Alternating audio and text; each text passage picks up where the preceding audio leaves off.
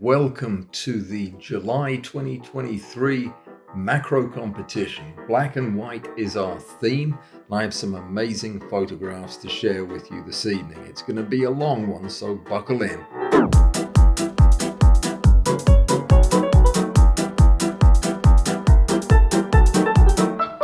Hey everybody, this is Alan. It's midnight on Thursday and I'm finally through with all of this and I am ready to give you the results from the photo competition from July 2023, black and white. Very difficult, a very difficult theme, very well executed by the lot of you. I am very impressed. I'm very impressed that we got so many entries, 58 entries. Of the 58, there were 21 either honorable mentions or winners, and a total of 4 pictures that made it into the top 3 and got bragging rights for either one of the third places. No, there was only one third place, 2 second places, and a winner. Now, I am going to go through the pictures very quickly. Picture number 1, and these are not in any order. These are just the way that I have them organized. Doesn't mean anything. Number 1 from Scale Marin. This is Baby Roach Adventures. Well, this is a good picture, not a great picture. It's always dangerous to shoot the back of an insect, and it's tricky to leave part of its antennas out. That will often get you a slap on the wrist from me. This doesn't look like much of an adventure. I suppose it is if he's climbed to the top of that thing. When I first saw it, I thought he was being eaten by something larger, like a praying mantis, but I think he's just climbing that stalk. It's I would think that for such a small insect, it would have been good to get a little bit more of it in focus. Really only the dark part of the face is in sharp focus, but I'm not being critical of that. It is a good picture. It's just not quite good enough to make it through to the final round. Picture number 2. This is the librarian. It's called Harvest, probably because of the food and everything. This is what they eat in Canada, I think. Cabbages and kale. I've changed my mind about wanting to move to Canada now, but the picture was nice. Just, I don't think the composition was very pleasing. Normally I like to see the other end of an onion, to be honest, and there are ways that you can arrange vegetables, even horrible vegetables like this, so that they look more appetizing. And I think that this is a little bit haphazard to me. This little window of light, for example, is distracting. And seeing all the stemmy parts of stuff, I'm just not sure it hits it out of the park on that one, Mr. Librarian. That's Steve, by the way. If you wanted to know what his real name is, I'll blow his cover. Okay, next up we have this nice picture. It's mantids, baby mantids at that. And this is from someone with a Sony. I'll tell you what, you're going to see another photograph like this later in the competition. And when you take a picture like this, what you're really trying to do is create a silhouette. And for a silhouette to be believable, the subject you have to, that you're shooting has to be black, really. And when you silhouette something that is see-through, the light tends to spread out in front of it, and what you end up with is kind of not really a silhouette, but more like an X-ray, in appearance. So this is not a bad picture by any means. It's very interesting to see both of these little bugs on the vine. I like the idea. I feel that it could have been done a little bit better to give the silhouette a denser look and a more of an abstract feel. It's kind of falling somewhere in the middle of a regular photograph and a silhouette, and that bothers me a bit. So this is also someone with a Sony, and this is a lovely picture, and this very easily could have been a contender had it been black and white. but it's black and white and yellow. And we really, I was pretty clear about that at the instructions of this competition when we started out. It's grayscale, monochrome, black and white, but the way I defined that was no color. I don't care how you do the black and white. You can do a color photograph and convert it, or you could shoot in black and white. You could shoot it on film and scan it. I don't really care, so long as it is black and white and not color. This is color, so it automatically loses enough points to be out of the running. Though it's not by any means disqualified. It's a great photograph, and without the yellow, it may well have gone further. But yeah, that's the way I have to decide. And the reason I have to do that is because of all of the people that submitted a black and white photograph, which was what I'd asked for. So there you go. That's all there is to it. Next up is Amy 5 Aquatics with this fantastic photograph, for which she gets an honorable mention.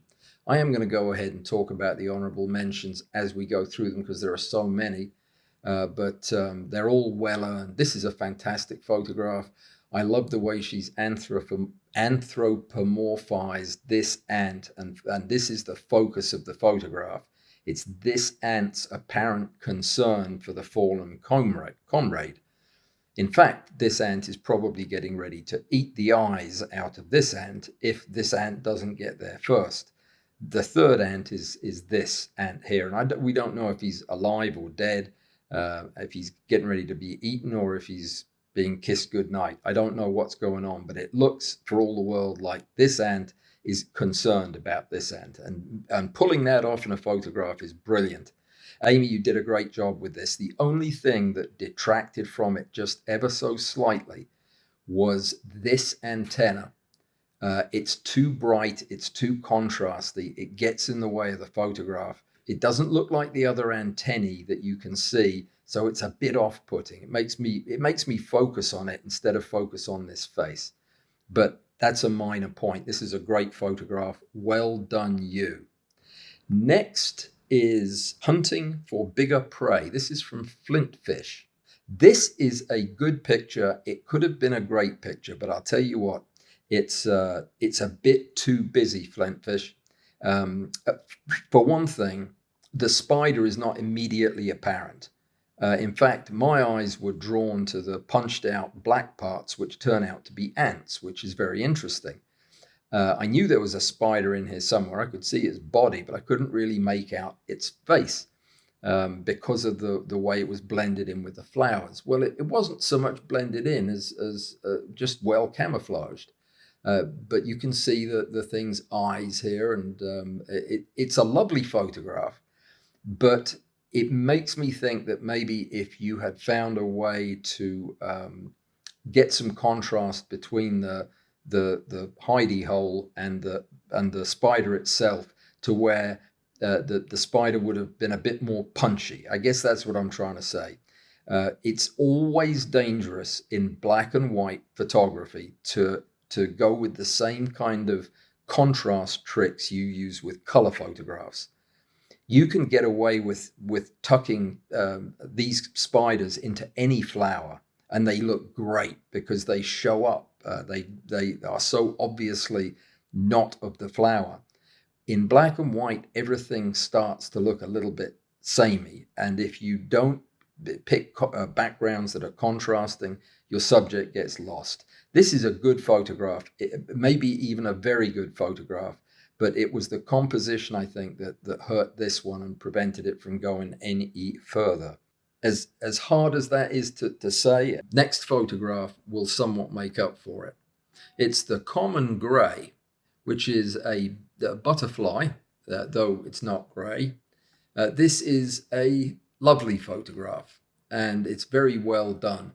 I was shocked to find out that these butterflies are blue and orange, and quite striking in their colors too. And it does raise a point that I made kind of on the last photograph, but I'm going to make it here again. And that is, choose your subjects very carefully when you're shooting in monochrome. Things that are defined by their color patterns don't generally do well in monochrome photography. The things that do better are the things that the color is less important in, but the geometry or the patterning is more important. So picking a subject that is appropriate for black and white, it's not just a matter of getting your best photograph that's color and making it black and white and expecting it to still be the best photograph.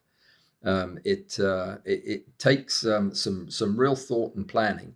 You got away with this, and you got an honorable mention for this, not because of the color, which isn't there, of course, but because it's such a beautiful photograph, very well executed, nice and sharp.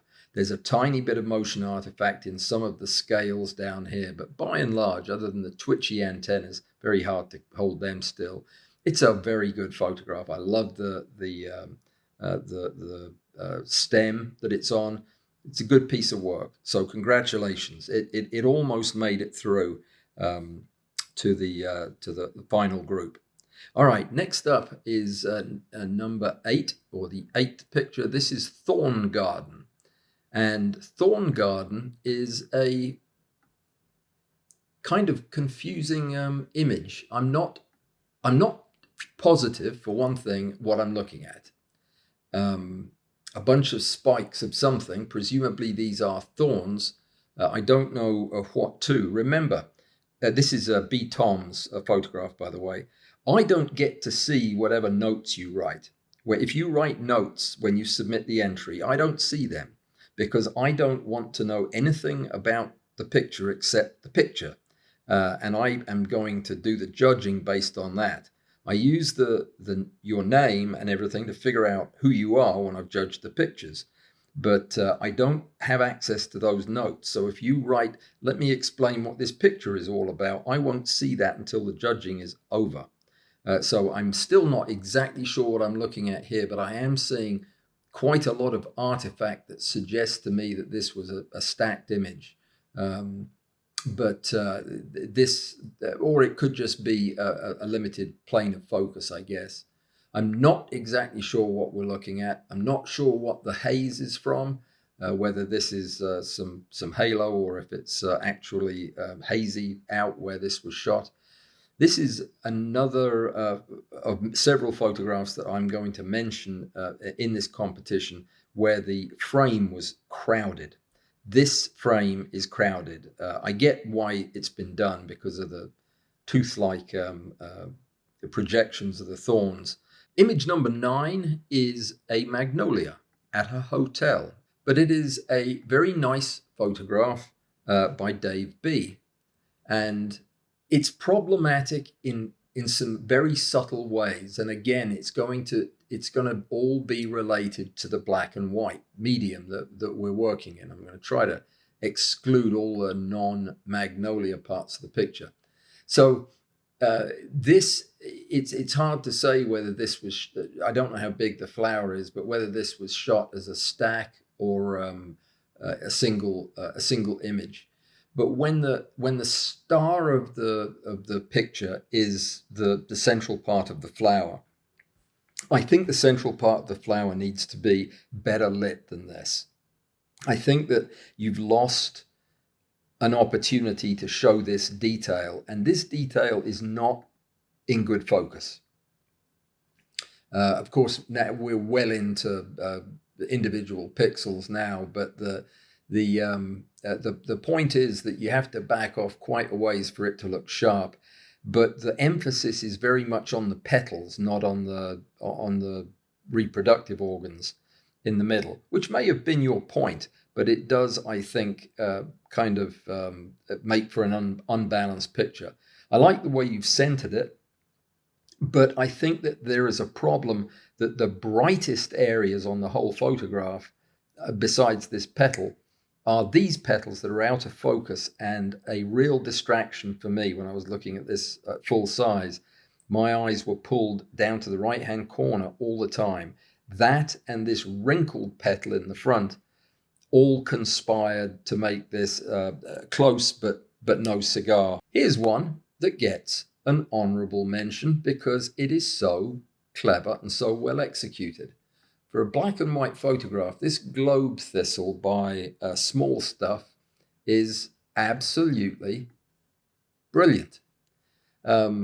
It's a stacked image, and what happened was the artist did not like the background that it was photographed against, so she removed it and replaced it with a black and white photograph, a panel of black and a panel of white, and in a very creative way. And she has managed to do something which has foiled a lot of people in this competition, and that is she has kept the whites well within range. She has not clipped on any of the whites in the subject, and she has done the same with the blacks, but used both the black and the white to keep the subject itself in absolute crystalline clarity throughout. So this is a very successful picture, and it's especially successful because you overcame a major hassle of not liking the background to still come out with a very successful image. The only thing that detracted slightly from it, in my personal opinion, was the absence of a stem. Without a stem, this looked a little bit more like a corporate logo than I wanted it to. With a stem, I think it would have looked more like a nature photograph, but it doesn't matter because it's very good and a well-deserved honorable mention. The next up after that is a beautiful photograph from my friend Moshe Marton from the far reaches of the eastern part of the world, and it is a black and white rose, which is an unusual subject to see in a competition, but I like it. It has a few small niggly problems with it that I think I probably would have tried to address. I'm not crazy about the lattice work in the background. I'm not sure what it is we're looking at, but it is a tiny bit distracting. It's also a little distracting how the water droplets only seem to have fallen inside the flower and not on the outside where you would expect the water droplets to be. That just bothered me and drew my eye. But probably the biggest, the two things that prevented this from getting an honorable mention were the fact that it is crowded again into the frame. I understand that, it's a big subject for a macro photograph, but that means you need to back off a little bit and leave some room for your subject to breathe. The fact that this sepal, I think it's a sepal, whatever it is, this structure being the brightest thing in the image is hanging off the frame is problematic. It makes it look out of balance, even though it's a very well executed shot and you have the thing mostly in good focus throughout. This is problematic because it draws the eye's attention right off the edge of the image. So otherwise, very good effort. The next one is an honorable mention, and it goes to David Hutchison for his fantastic photograph of a blackberry leaf, which is absolutely gorgeous. They are the most photogenic of leaves. And if you look closely, you can see the tiny little thorns. These are little bitty thorns that stick up out of the veins. It's a great photograph. I love it. It's a very broody, moody, dark landscape. Reminds me of Tolkien for some reason, and I like it. I'll tell you one thing that I did, David, that is neither here nor there, and it's probably none of my business. But I took this picture over into Photoshop, and I used an unsharp mask on it, and tried to bring out some of the detail by sharpening. And it made for a much nicer looking, it made for a slightly nicer looking image. I don't know if you did any sharpening on this, but selectively sharpening the tops of these ridges made a big difference. It doesn't matter. It's still a fantastic picture. It's well conceived, well executed, looks good, and is very immersive. Well done, well earned honorable mention. Next up, image number 14 is I don't know what the name of this photograph is. Everywhere I see it, it has a different name. This is a potentially good picture. And I like what has been done to put the dark weevil against the light background. That's a good idea in black and white. And the white background, or the light background, is not blown, which is very easy to do in this kind of photograph. But unfortunately, the blacks are too black. And this is one of the things that over and over again happened in this competition, was I saw too much contrast between darks and lights. This weevil is so black, there are parts of him that I cannot see. The antennae, the mouth parts, the end of the proboscis are all lost in this inky blackness. It is very, very important that you don't simply apply the same editing techniques to a colored composition as you do with your black and whites. In this case, I think that the black point needed to be lifted considerably, and the shadows needed also to be exaggerated a little, so that you could actually see what we were looking at. It's a good picture, and I think it would have done well, because everybody loves a crawling weevil that's coming towards the camera. But in this particular case, I think that the problem was one of exposure, and that's what kept it from getting a bigger result. Next up is one that left me scratching my head completely, flummoxed. This is a black and white macro competition, and this just doesn't look all that macro to me. Certainly not this policeman. Oh, no, that's actually two policemen. I thought it was just one big fat one, in which case he would definitely not have been macro. But I don't think any of these are macro motorbikes. So I'm going to just have to say, yeah, you probably weren't aware of the fact that it was a macro competition. That was William Bodine. It's a nice picture. It's from Veterans Day. And yeah, I like it. It's a great black and white study, but doesn't quite fit here. I didn't disqualify it. I just had to remove points for size. Next up, also by William Bodine, is a longhorn beetle. This is a bit of a messy picture. Messy in several ways. There is a fair amount of shake going on. I can't tell what it's from. Maybe this was continuous light. Not really sure. But there's a lot of artifact that could have been cleaned up. A bit of blur. But probably the thing that bothers me the most is that this is only half of the face of the thing.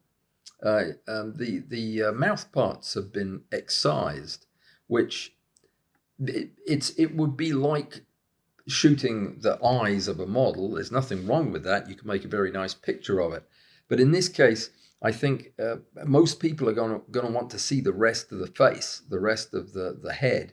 Certainly, there are less police in this one, so you definitely get points for that. And we will move on to the next one, which is from James S. This is actually a very successful praying mantis silhouette.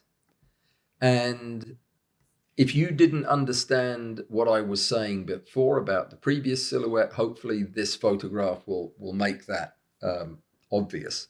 This is a good silhouette where the subject is appearing as black against a pure white background. It is on a recognizable bit of vegetation, a wheat sheaf or something of that nature, and it is doing something interesting.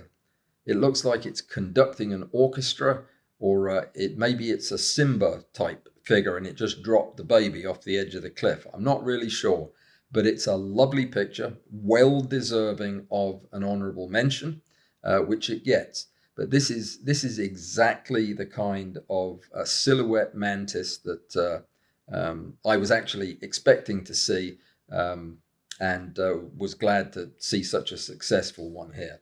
So very nice piece of work, and congratulations on a good honorable mention.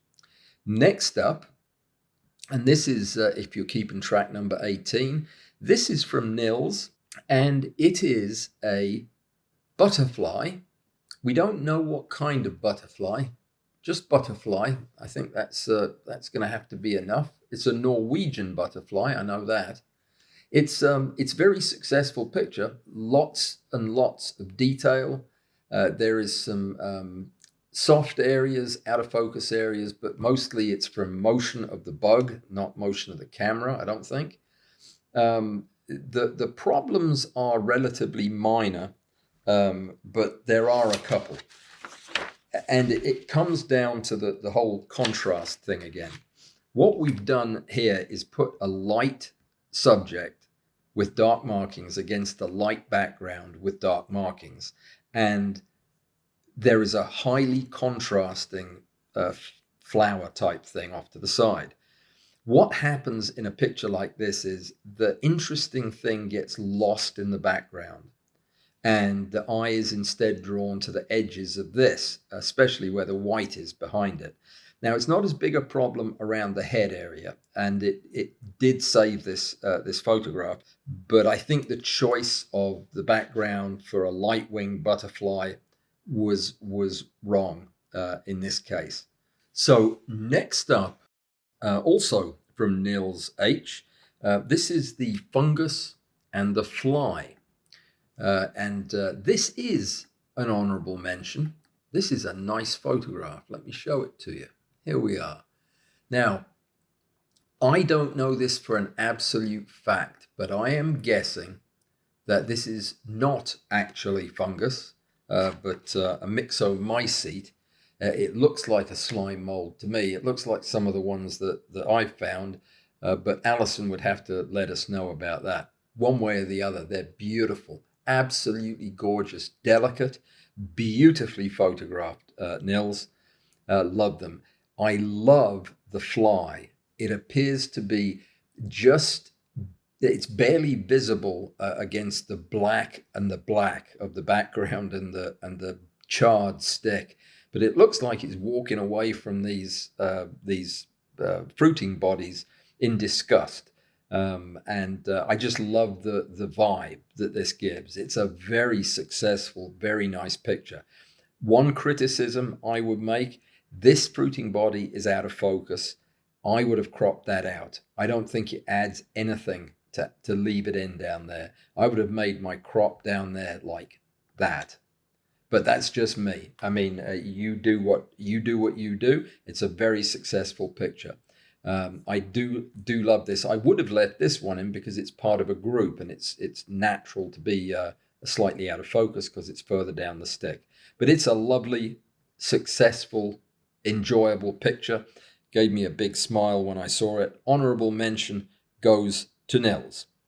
Next up, number 20 is a green leaf weevil, which was shot by Russ. And this is a beautiful weevil photograph. I am going to go so far as to say that this photograph won an honorable mention, as it did. Well done, Russ. It's a lovely monochrome weevil, sharp focus throughout where it needs to be. I will have one minor quibble with this, and that is you almost had the rest of that antenna in, and I would have probably included that if I had the images in the stack, just because the antennae on these things are so interesting and so cool looking. But that is a very minor point. The overall picture is extremely successful, and I love it. You somehow managed to get that thing cleaner than clean, and that's great work. So, lovely photograph. Congratulations on that. Microbart turned in what was probably the biggest disappointment of this competition. What, you say? This is Bibliomarcy. This is the head of a fly, and it is absolutely gorgeous.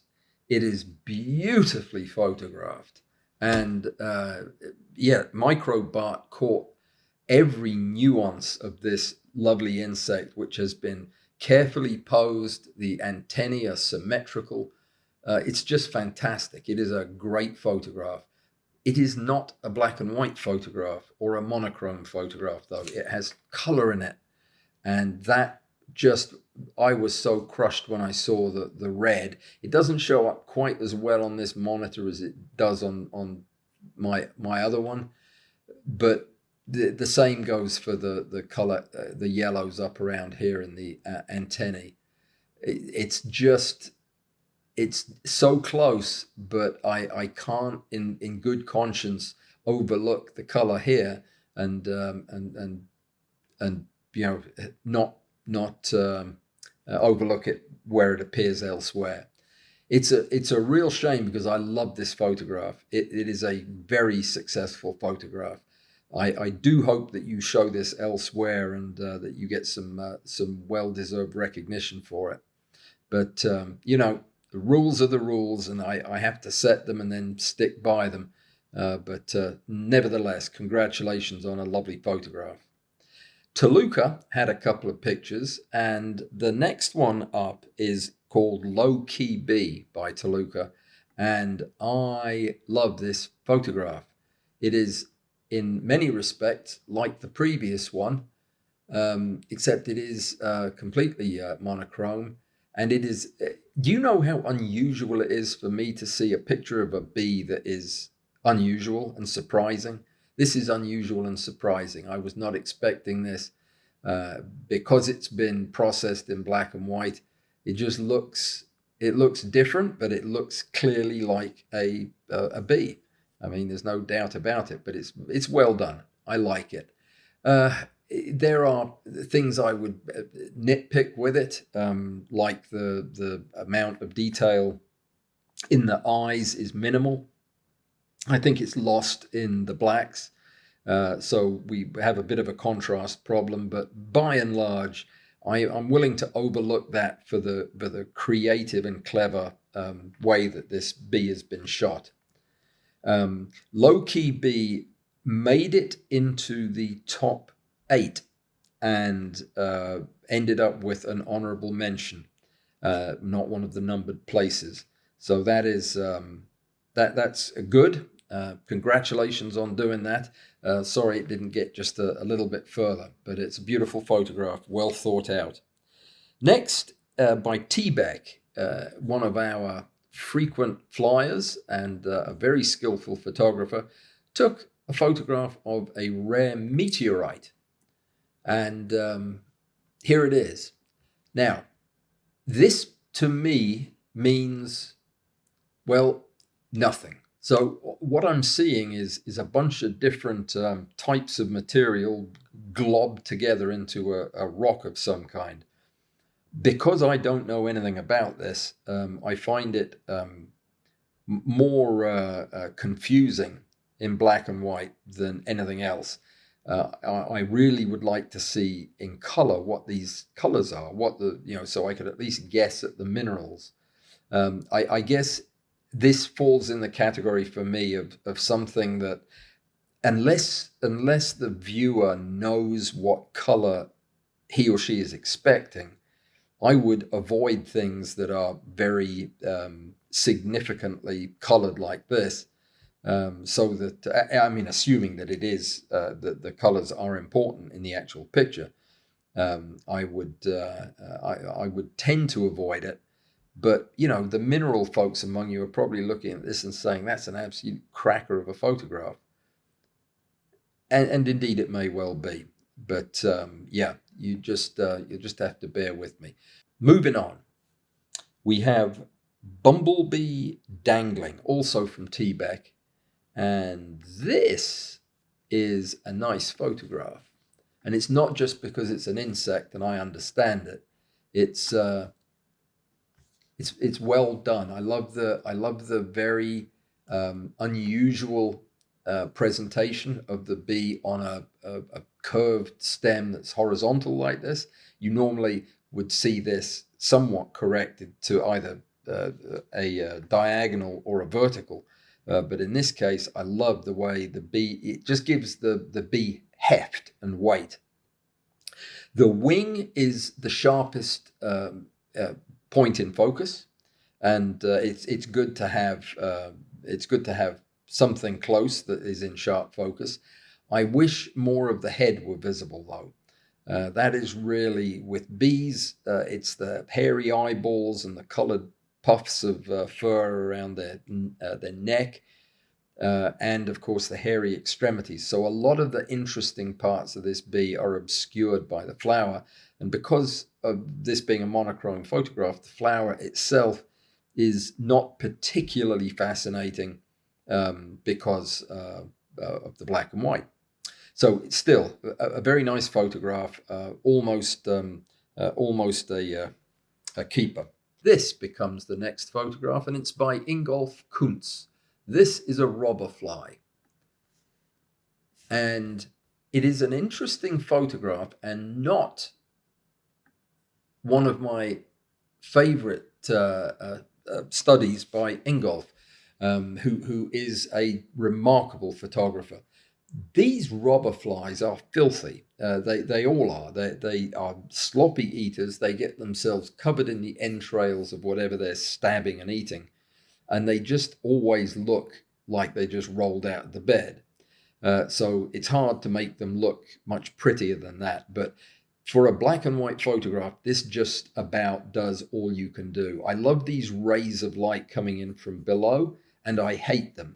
I love them because they add a real directionality to the image. And these insects are directional as all get out, because they sit on a perch and they take off like a bat out of hell to skewer their lunch and then fly back to their perch. They're like dragonflies in that regard.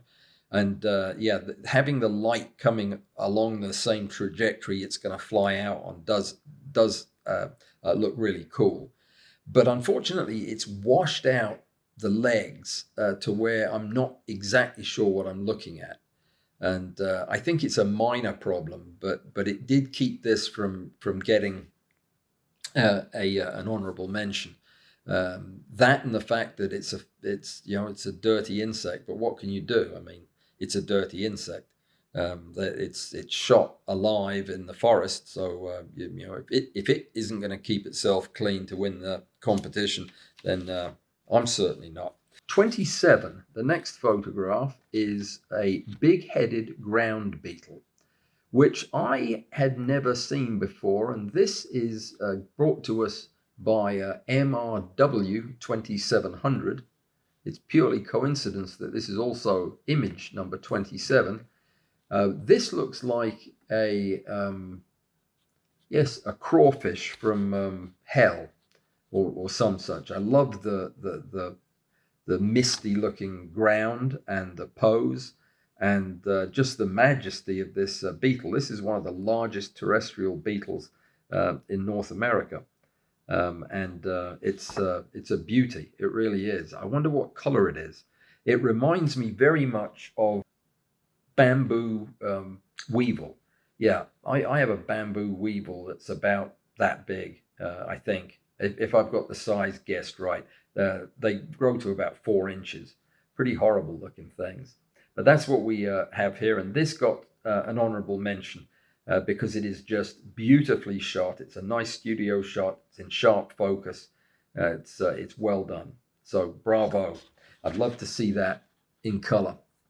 Next, also from MWR 2700 is a blue dasher, a dragonfly, and it is a beautiful dragonfly shot.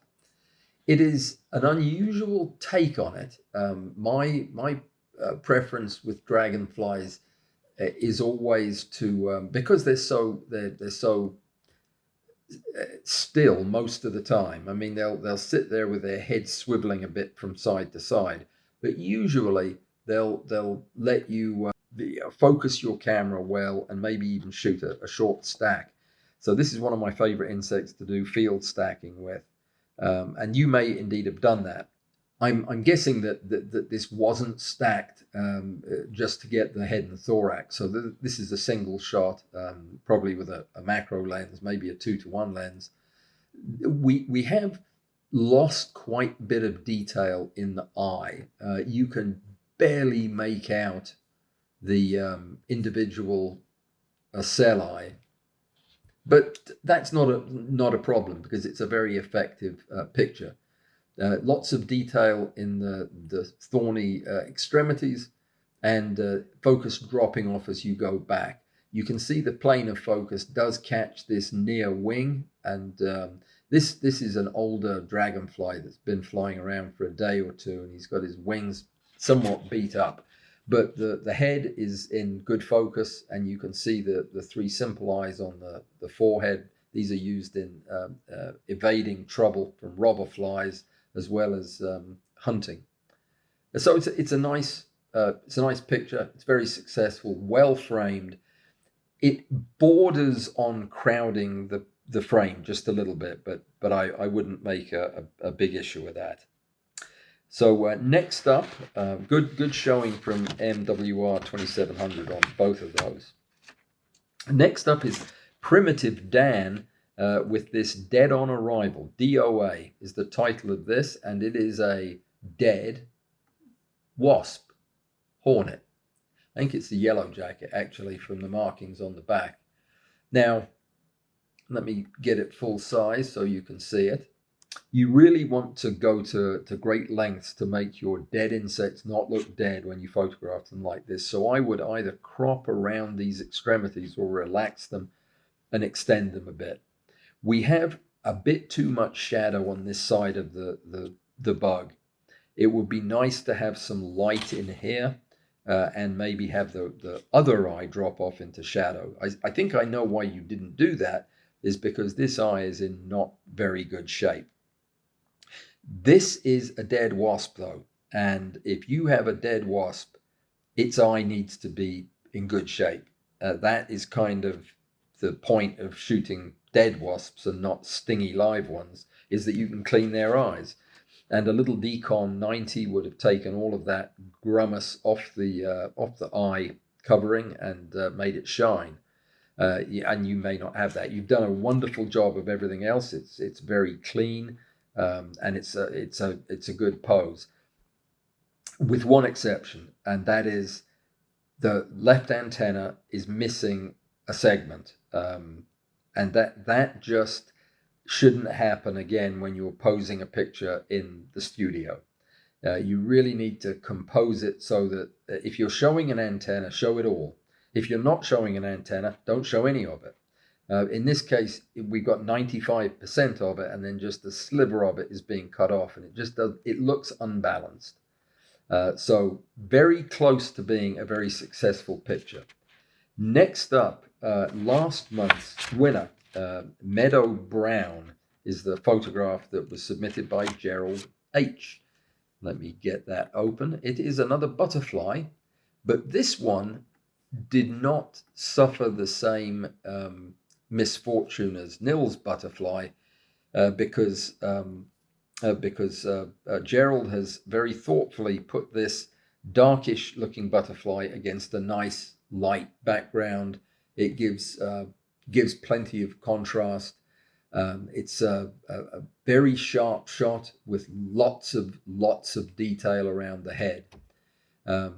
Now, it's not without its problems. I don't know exactly how this was shot, but there's plenty of motion artifact in the wings. You can see there's a lot of blurring. I don't think this is from processing. I think this is from movement. And there are also quite a few artifacts around the edges. You can see some pretty ugly haloing.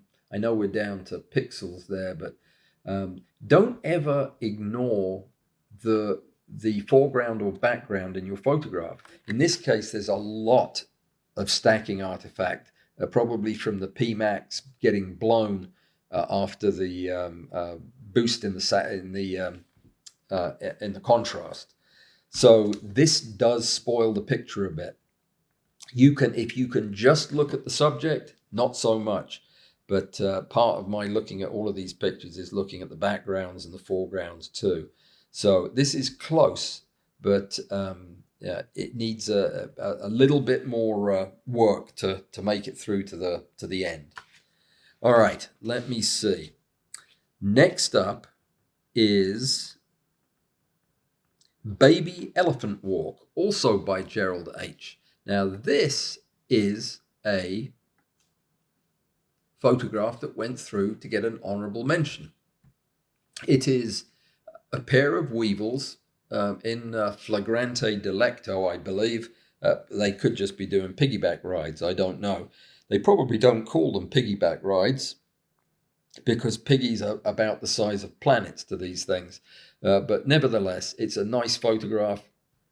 Loads of detail, nice and sharp. I love this substrate that the thing's crawling on. I do wish some of this specular loss of detail wasn't in there. It is a bit distracting, but only minorly so. I think the subject matter itself is so interesting here. It carries the photograph. I think I would have enjoyed it more without the lighter colored background, but I guess you have to shoot what you presented with in a case like this. But it's a nice photograph, well done, and a very well earned honorable mention for Baby Elephant Walk, which is, by the way, a very irritating song that once you get the tune of in your head, you can't get it out ever. So it's best I not hum it for you. Next up, we have a photograph that is one of a pair of photographs. And also, the first of the two gets an honorable mention. This is Smoke 1, I'm calling it, because Smoke 2 is different. At first, when I looked at it, I thought, okay, it's a photograph of smoke. We've all seen that. This is Kassem, by the way, that did this photograph. And it's incense smoke. But as I looked at the picture, I realized what I was looking at. And it is absolutely remarkable. I've never seen this. In all the smoke photographs that I've done and all the ones I've looked at, I have never seen this. And I do not know how Kassem did it.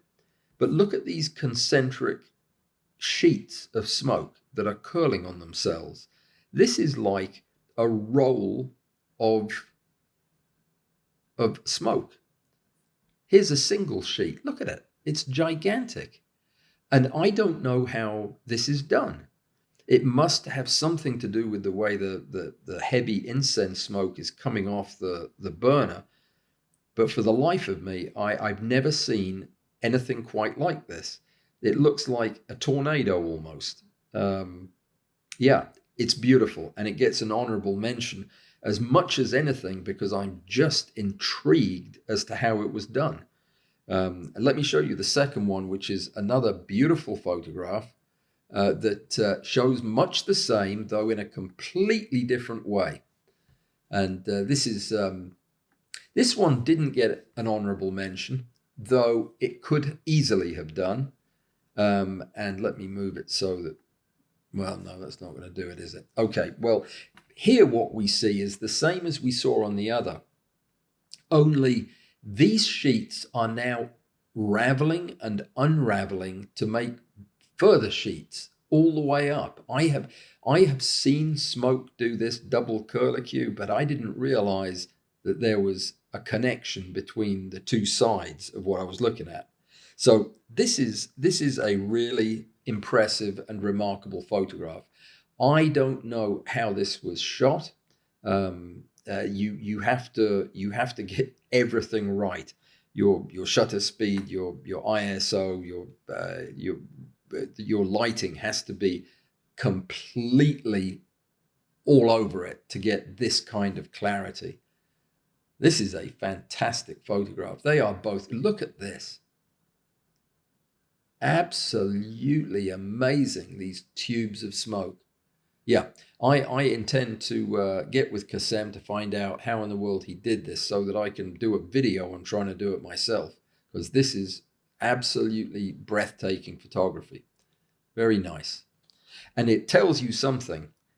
If this gets an honorable mention, What must have won this thing if a photograph like this merely gets an honorable mention? We have looked at a lot of good photographs, and we have some even more amazing ones coming up in the second part. So we will move right ahead now with image number 34. This is one that was lost on me. This is an ostracod, which is a kind of a spineless shrimp. Not a very nice thing to call anything, really, but that's what it is. It's a fossilized shrimp that looks like a clam from billions of years ago. And I am left thinking I'm looking at a defective jelly bean, really. I can't tell what is stacking artifact. These things are small, only about 1 millimeter long. What is actually a component of the structure? I don't know what I'm looking at. And when I don't know what I'm looking at, I find it hard to hold a lot of interest in the photograph. Maybe the argument there, or the point that I'm making there, is it's probably best to do a little bit of exposition when you're showing a photograph that's of such specialized material. Come to think of it, you present the photograph the way you want to. So this is ostracod jenningsina of the species, though how the heck anybody knows that looking at this thing is beyond me. But anyway, I never said who it was from. I think it's Acrazona. I may be mispronouncing that too, so forgive me if I butchered your name. But yeah, I dare say that this is an extremely successful ostracod photograph. It's the only one I've ever seen, so I don't know. Leroy Harding submitted a toast to romance. Now, this is an interesting composited photograph. He tells us that it was 2 glasses of wine that he individually flipped over and photographed and then composited them together into this graphic. Now, there are problems with it that I think make it less successful. There's a good way to put it. It appears to be defying several laws of physics. And there also appear to be some things going on that are not explained by the position and the motion of the glasses. I can almost imagine how this curlicue could form if this glass was spinning. But I'm not sure how it could spin with this glass here. And I, for the life of me, cannot take my eyes off this shaft of fluid, which appears to be wine pouring into the glass and splashing up both sides. If that's the case, it kind of makes the whole thing a little bit confusing. And I see the same thing here, though it's a little less obvious. So I don't really know. Now, that's just being terribly picky. The obvious effect is that you have 2 glasses that have been chunked together and they're spilling their wine in the shape of a heart, and it's very successful and it's very nice. I'm just trying to understand the when the physics doesn't fit, you end up in this uncanny valley where you're looking at a photograph and it's not clicking with you because it's doing something that it shouldn't. And the last thing I'll say before moving on is the light that is striking these glasses. Presumably the idea is we're to believe it's the same light, but it's coming from different directions. You can see that the shadows are forming on the closely facing walls of the glass instead of further back, and the same with the columns of fluid. So it's just a bit confusing to me. It's a clever picture. I know this took you a long time to make, and I'm sure it will come in handy at Valentine's Day. So the next photograph up is number 36. This is from Grandma Dragos, and this is called Home. And it's a strange name for a strangely disturbing photograph. This looks to me like a cicada exuvium, a molt from a cicada that's reached adulthood, and crawling out of its nose or its eye or its brain is this tiny little Muppet-like creature. And this thing is just troubling as all get out. This looks to me like some kind of a plant bug, a true bug with a piercing proboscis, and it looks for all the world like it's just crawled out of this thing's eye socket. But I don't know what it would be doing in there. I don't think they eat exuvia, but I may be wrong. The exuvium itself is hideous, as they all generally speaking are. Looks like a bit of a cartoon character there. But this is a very interesting photograph. I stared at this thing for a good half hour today when I first saw it. I don't have anything critical to say other than it's weird. And what planet do you come from, Grandma? Because this is not of the Earth, I don't think. Let's look at your other picture. This one was titled Mozart, and then the title was changed to Back to the Future. I barely understood the Mozart reference, but I definitely didn't understand the Back to the Future reference, unless this looks like a character from Back to the Future. This is some kind of a bug crawling on a white plant with a white thing behind it. And it's a bit too dark. The subject is, there's too much detail has been lost for me to actually tell what I'm looking at, which is always a bit of a problem. It's a nice picture. It could have been, I think it could have been more successful in color, making me wonder if this is another one that might have been better set aside for a color photograph. But then again, I get what you're doing here. It's a semi-silhouette thing that it does in some respects work. The first one, the exuvia photograph, got an honorable mention. This one, unfortunately, did not.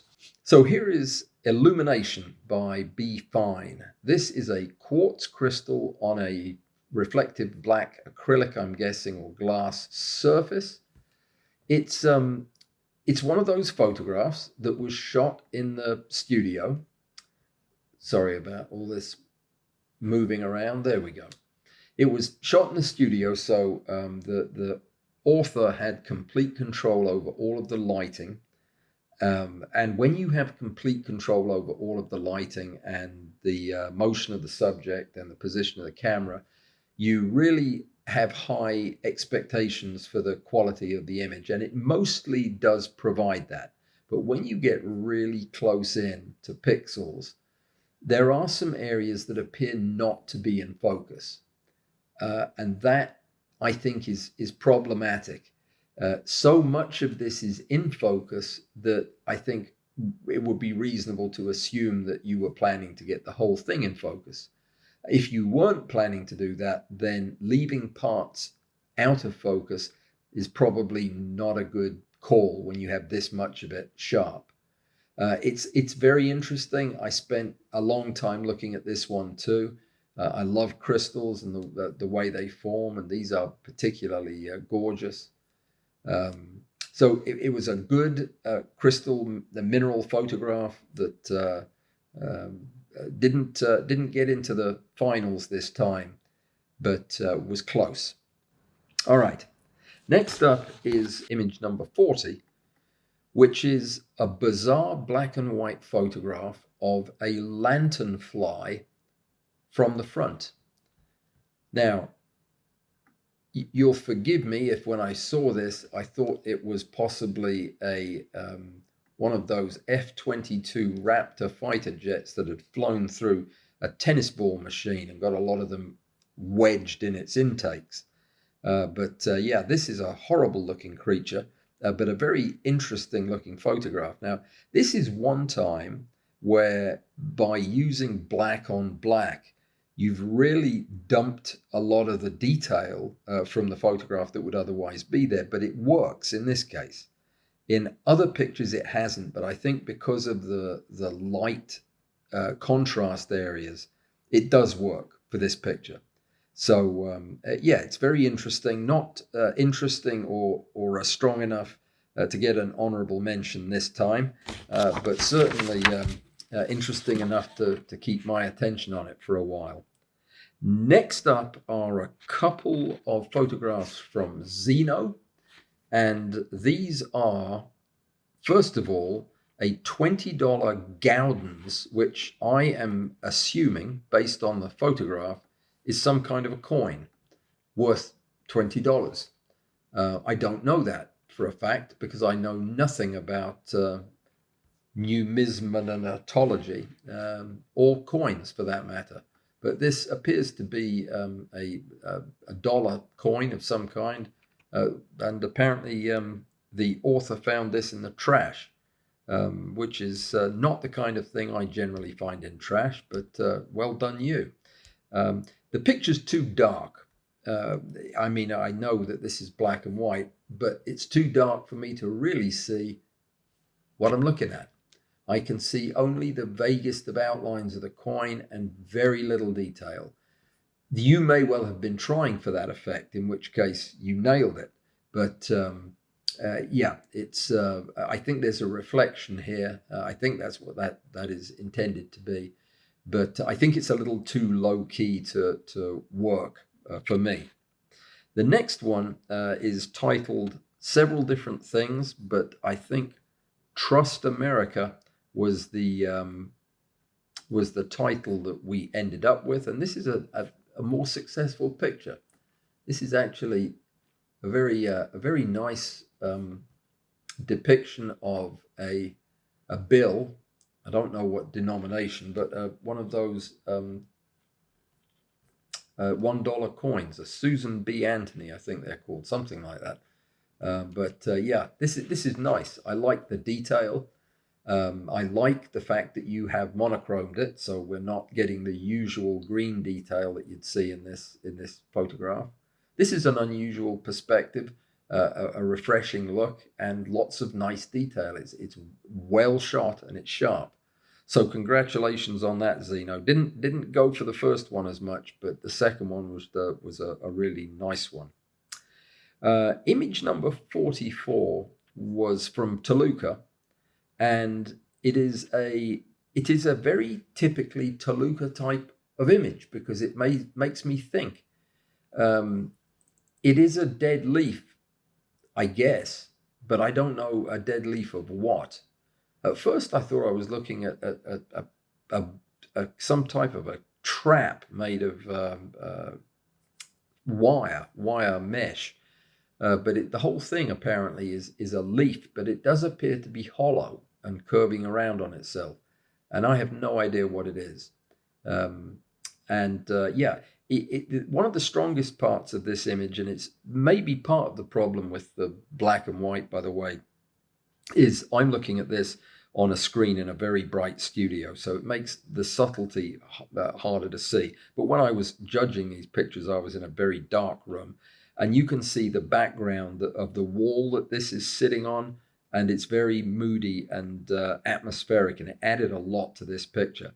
It's just, it falls in the category of I'm not really sure what I'm looking at, so I don't really know how to react to it.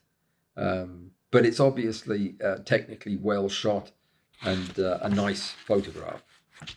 Next up from Peter Nagy. Is it Nagy or Nagy? I'm going to say Nagy because I want to, and then I'll change it for the next one. This is a noisy old bug, is the name of the photograph, and it is a cicada, which is a noisy old bug, no doubt about it. This is a highly contrasted black and white photograph, which actually works pretty well because you've got the reflections of the vegetation on the thing's back, which allow you to see the various folds and creases that make the exoskeleton of these insects so interesting. They are pretty ugly creatures, but this is a rather nice photograph of one. I like the way you have softened the background, either photographically or in post, and you have de-emphasized the presence of the leaves a little bit so that they're not too prominent, and you're letting the star shine through. This is a good photograph, not quite good enough to get into the rarefied air of the top 5 or 6, but certainly worthy of a nice hand clap. I'm doing it, and I've only got one hand available right now. So there you go. Your second photograph, I will say none of those things about, because this is a worrying photograph. I don't know what you must have been thinking. This is a photograph called Elf. It doesn't look like an elf. It looks like either a serial killer, or it could be George Washington after getting in a fist fight. What else? It looks like Marty Feldman, the comedic actor, after molting for some reason. Yeah, it's actually your fingerprint, if I am led to believe that correctly, that this is your fingerprint on a laptop. I do not have any desire to see your fingers ever, if this is what they leave behind, because this is terrifying. Yeah. Does anybody not see this 2 black eyes and a big bulbous nose and a sneery mouth and this scarf wrapped around the head? Yeah. If you don't see that, this is probably not a worrying photograph, but to me, it's terrifying. And I'm going to move on to the next one. It is by Mihai P, and it is Coculio glandium, which all of you will recognize as another weevil. What I don't understand with this weevil is why it has an additional 150 eyes on its forehead. This is probably a species that I'm just not familiar with, but these, for all the world, do look like extra eyes. Maybe they're just bumps, razor bumps it could be, I suppose, but they look like lenses. This is a nice picture. Lots of detail, nice separation of the subject, a nice background. It is a successful image, and it almost made it into the top numbers. Nothing really kept it out other than the photographs that you were going up against were fantastic.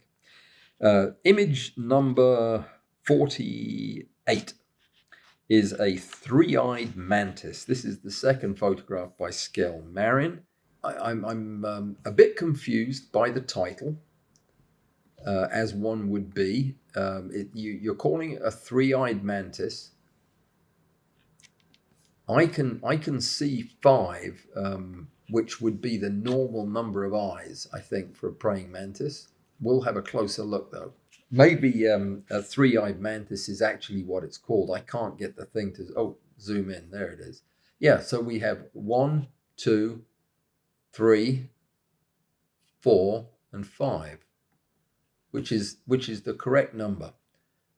Nice image. I like the way you've selectively focused the head and the proximal antennae. I don't like the way the antennae are missing from the top of the photograph, but then again, this is one where I can understand it, because their antennae are about 1 foot long, and if you're already shooting in portrait and you have an upright bug like this, I can see how you just literally have nowhere to go to include the antennae.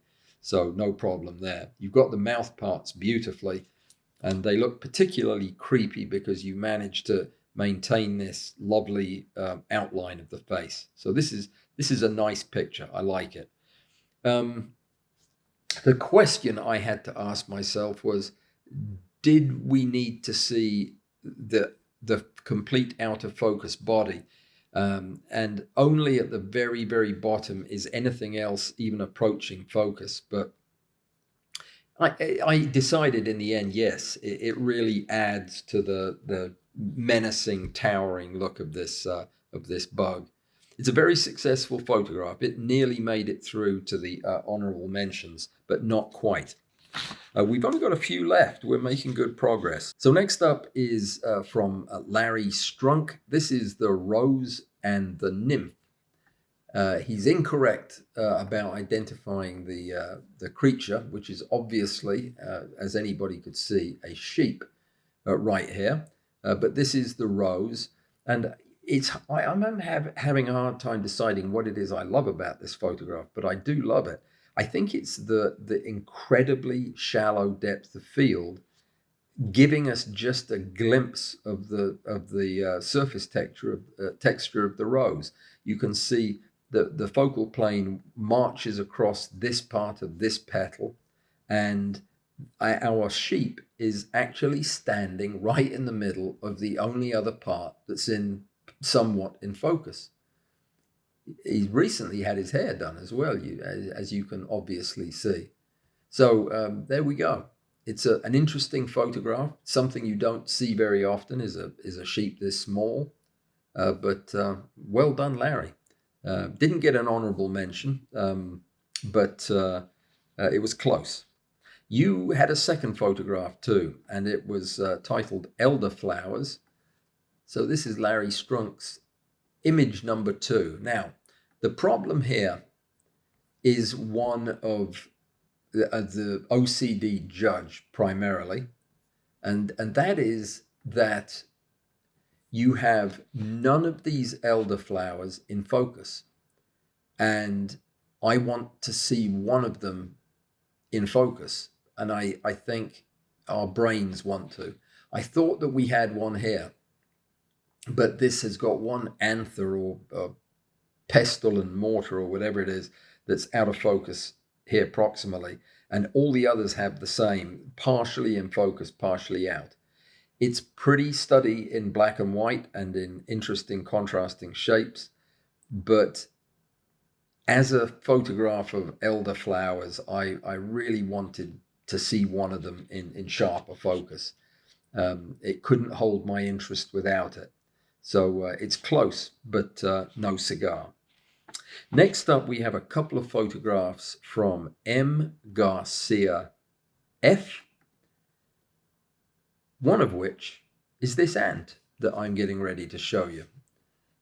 May I Help You is the name of the photograph, and this does not look like a very helpful ant. It looks like something that's going to bite your head off, but it's a great photograph. Lots of lovely detail, well preserved. You can see the texture of the skin and the eyes, very nice.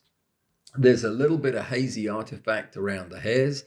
I would have cleaned that up personally, and most of that could have been cleaned up in the stacking program in Zerine.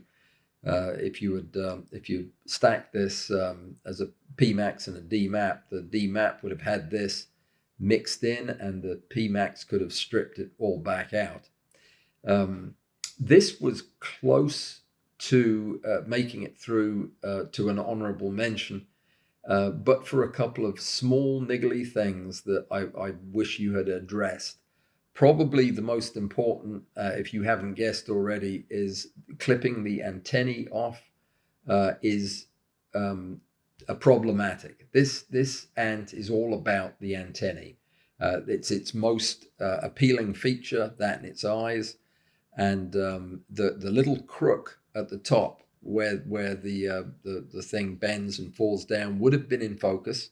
The rest of the antennae is, and I think it's a shame that it's missing. Your second photograph was a flower, but I am going to make the same comment I made about a flower earlier, and that is, while this is an interesting perspective on a flower, I have no idea what it is, and that kind of bothers me. And again, with flowers, we are so heavily cued by the colors or the absence of colors that when we're looking at a monochrome of an unfamiliar flower, it can be really hard to know what I'm looking at. And there is something strange about the symmetry. I'm not exactly sure what this flower is doing. I don't know if this is the petals or if this is the petals out here. So yeah, it's a clever and interesting tight photograph of some type of a flower. I just wish I knew what it was. Next up is another flower. This is the second photograph from Pzoom. This is a broad bean flower, and I'm going to try to blow it up to full size so that you can see my problem with it. It is almost out of the frame. It is too crowded. There's not enough room for it to breathe and for me to see it in a way that's comfortable to observe. You've got fantastic surface detail in the petals. I wish I knew what color I was looking at, which again begs the question, should we be photographing color sensitive subjects in monochrome? Maybe so, maybe not. But it does, I think, take something away from it. I'm assuming that this spot is some big color spot that's an insect attractant. Don't know that for a fact. Don't know really anything about plants, to be honest. I do know about halo, though, and there is a little bit of unfortunate loss of detail halo running around the edge here that it might have been worth retouching that out. But then again, that's up to you. The main problem with this is how crowded it is into the frame. If it's this crowded, maybe it's better to step back a little bit and crop in if need be. Okay, next up we have a photograph of one of my least favorite creatures on planet Earth.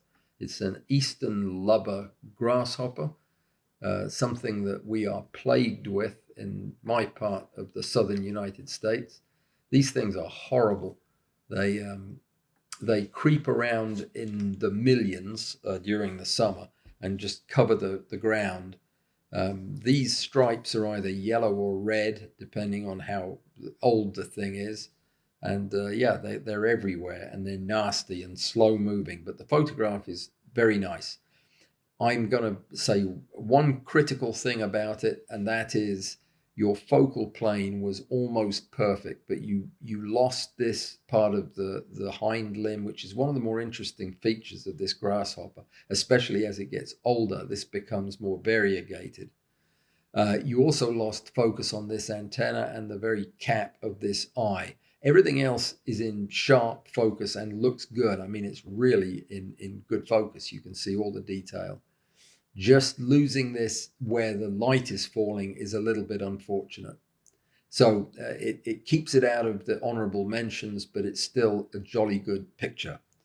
Now, your damselfly is a beautiful composition, and I really like the way you did this.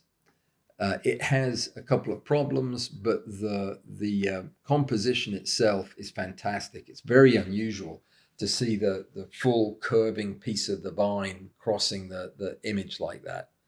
The damselfly itself, as is very often the case, it's hard to get the whole length of the thing in focus.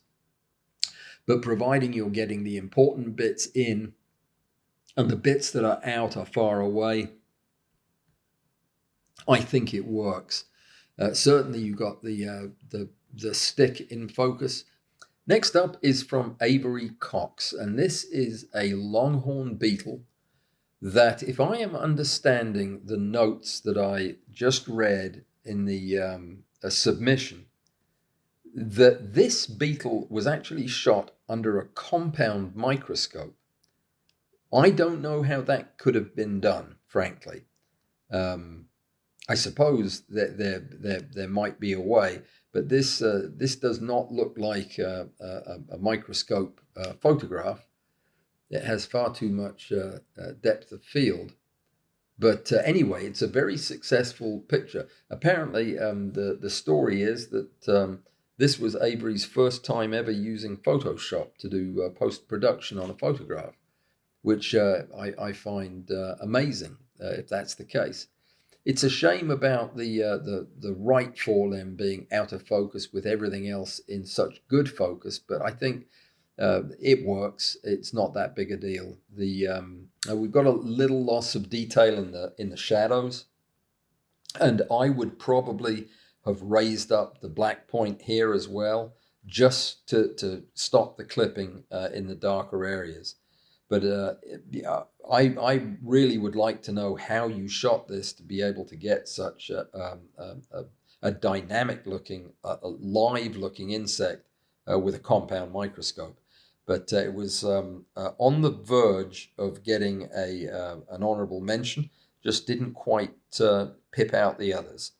All right, at number 57, we have a photograph that is very characteristically Bud Parrot, because it is a starfish, and Bud just loves geometric abstract photographs like this. This is a good one. The lighting is very subdued, except where it needs to be pretty assertive, and that's in the center where this part is. Now, I don't know enough about echinoderms to tell whether or not this thing is actually got soft tissue on it, or if it is all skeletal tissue. I'm guessing it's all skeletal remains. But this structure in the middle, a vent of some kind, really looks remarkable.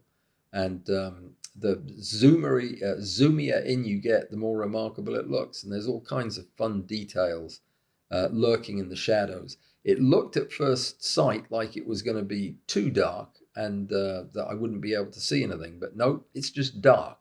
And dark is okay. It's where the shadows are clipped that it's not okay. There's a little bit of softness up here, but I think it's just out of focus from the direction of the camera.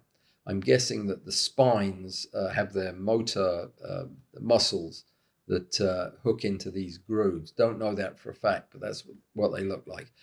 This gets an honorable mention. Very nice photograph, Bud. Congratulations. So the last photograph in the regular season is this one by Robert Wester. This is called Soda Stream. It's a very nice, very active, dynamic black and white photograph of carbonated water, and it's very successful. I like the way he's done it. It certainly is very physical and very active. It's a good photograph with all the important stuff in sharp focus. It wins an honorable mention, as it richly deserves. Now we're going to move on to the final 4 places. We have 1 third place, 2 second places, and a winner. And this was ridiculously difficult to come up with the order of these 4.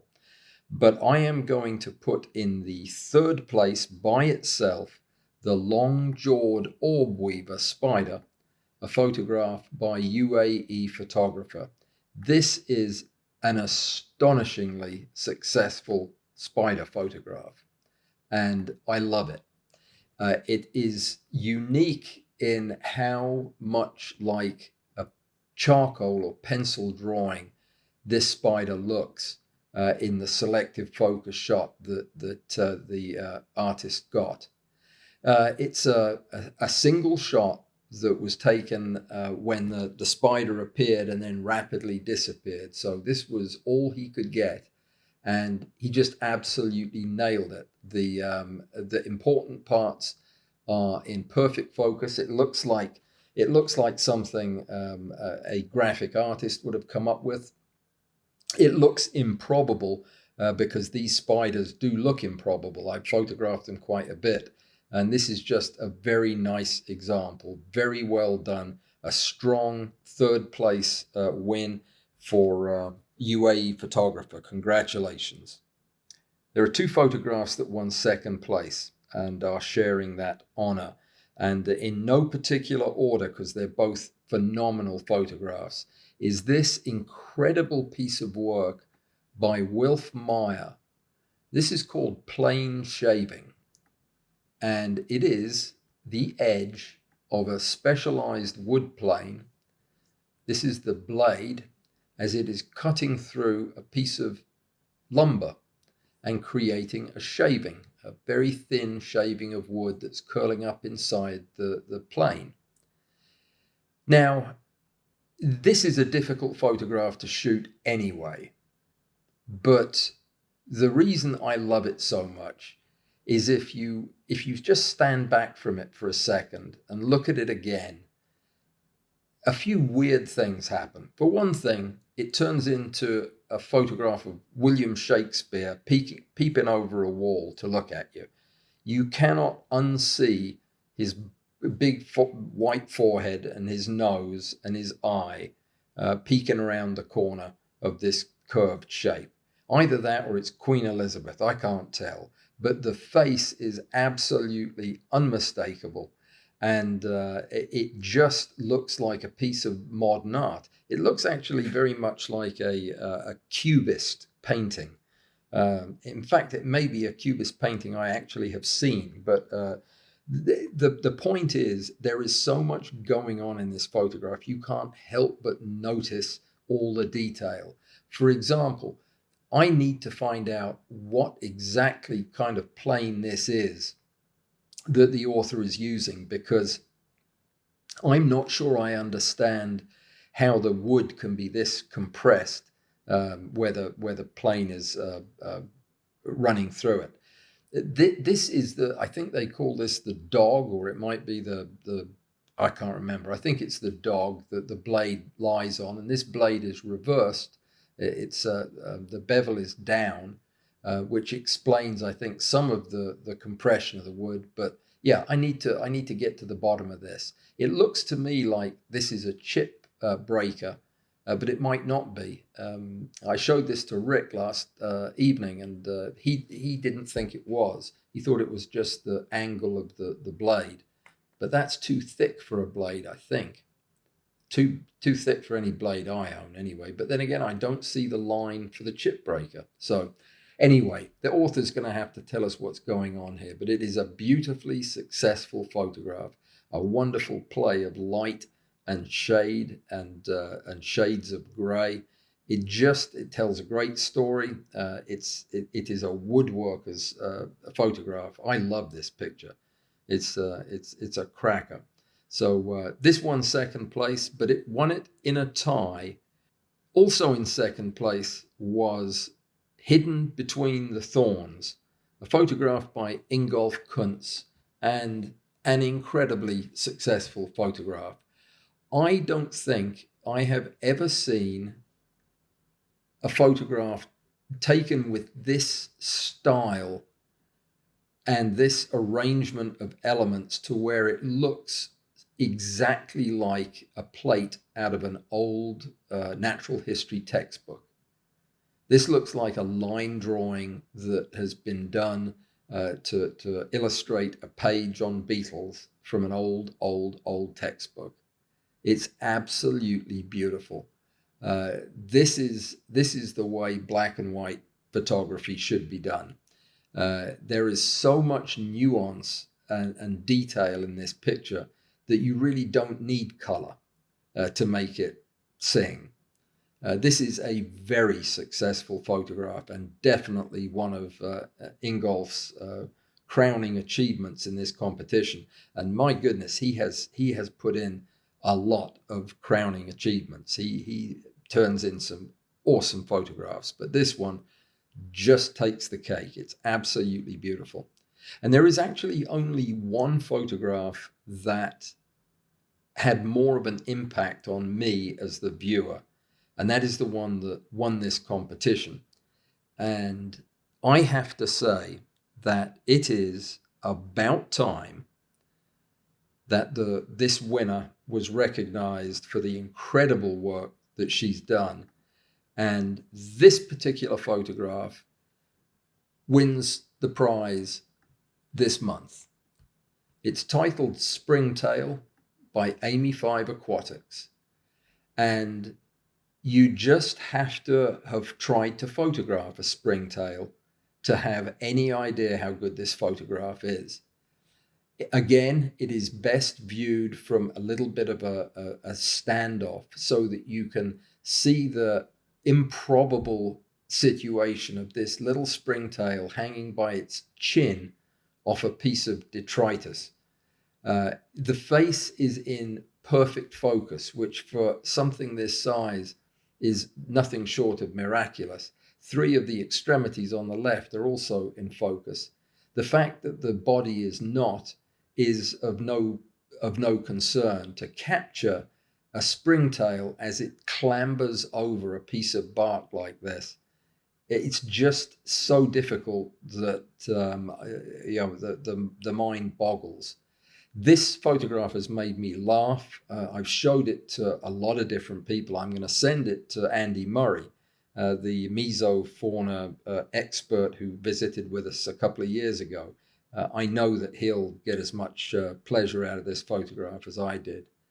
These the creatures are proto-insects or pre-insects. They are far, far smaller than any insect you're used to seeing. They're hexapods, but they are minute, and they're called springtails because they have a loaded muscular springing mechanism in their tailbone that springs them to safety when they need it. But this guy doesn't look like he needs it. He just climbs his way out of trouble. But the look at the eye patch on this thing is just amazing.